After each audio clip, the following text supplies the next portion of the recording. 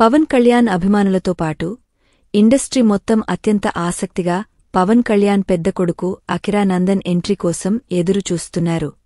ఎందుకంటే రీసెంట్గా అకిరా నందన్ లుక్స్ని చూసిన అభిమానులు ఆశ్చర్యపోయారు.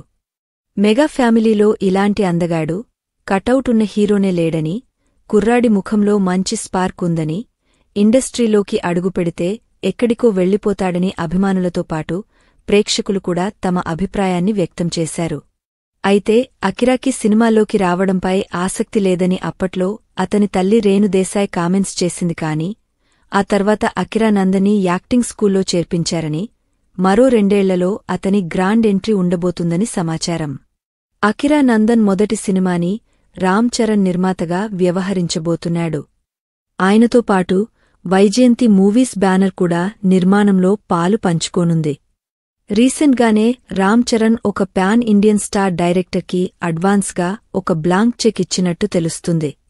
ఎంత రెమ్యూనరేషన్ కావాలంటే అంత తీసుకో, 2 ఏళ్లలో నీకు ఉన్న కమిట్మెంట్స్ మొత్తం పూర్తి చేసుకుని అకిరాకి దర్శకత్వం వహించడానికి సిద్ధంగా ఉండు అని చెప్పినట్టు ఇండస్ట్రీ వర్గాల్లో ఒక టాక్ తెగ వైరల్గా మారింది.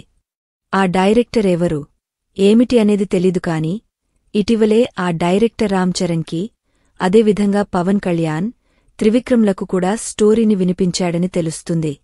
ఆ లైన్కి ముగ్గురూ ఓకే చెప్పినట్టు తెలుస్తుంది. ఇండస్ట్రీ వర్గాల్లో వినిపిస్తున్న గాసిపేమిటంటే, అకిరా మొదటి సినిమాకి సమురాయ్ అనే టైటిల్ని ఫిక్స్ చేశారని అంటున్నారు. ఈ చిత్రం కేవలం ప్యాన్ ఇండియా లెవెల్లోనే కాదు, ప్యాన్ వరల్డ్ రేంజ్ స్కోప్తో తెరకెక్కిస్తున్నారట. ఈ ఏడాదిలో అకిరా నందన్ యాక్టింగ్లో కోర్స్ పూర్తి చేయనున్నాడు. ఇప్పటికే అతనికి సంగీతం, ఫైట్స్ వంటివి బాగా వచ్చు. వచ్చే ఏడాది మొత్తం ఆయన సరికొత్త మేక్ ఓవర్ మీద దృష్టి పెట్టబోతున్నాడట.